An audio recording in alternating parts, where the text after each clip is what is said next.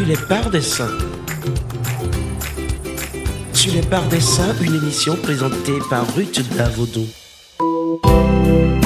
Chers frères et sœurs, bonjour. Les pas des saints nous conduisent ce jour en Galilée pour la rencontre avec le ressuscité. Pourquoi la Galilée? Pourquoi Jésus envoie-t-il dire à ses disciples d'aller le rencontrer en Galilée? Pourquoi pas Nazareth ou encore Jérusalem?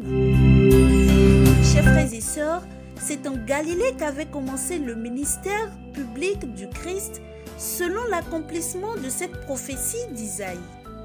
Terre de Zabulon et terre de Nephtali, route de la mer, pays de la Transjordane, Galilée des nations. Matthieu 4, verset 15. Oui, chers frères et sœurs, Galilée était cette terre de passage par laquelle l'on voyage dans toutes les nations.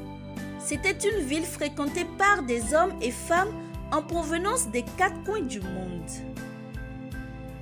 La Galilée était donc opposée à Jérusalem, la ville sainte, où les Juifs se rassemblaient dans le temple qui manifestait à la fois l'unicité de Dieu et l'unicité du peuple signifiée par un seul temple. Pour qu'une information parcourt rapidement le monde, il suffisait juste qu'elle soit répandue en Galilée, carrefour des nations, lieu où vivaient beaucoup d'ethnies étrangères.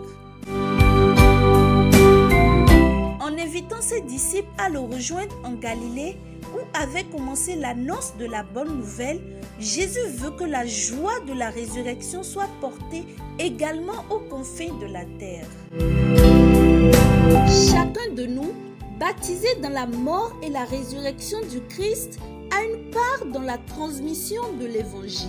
Nous sommes le sel de la terre. Nous sommes la lumière du monde.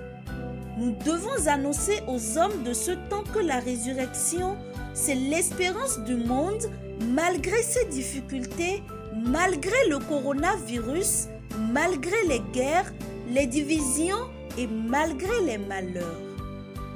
Que l'Esprit du ressuscité nous en donne la force. Amen.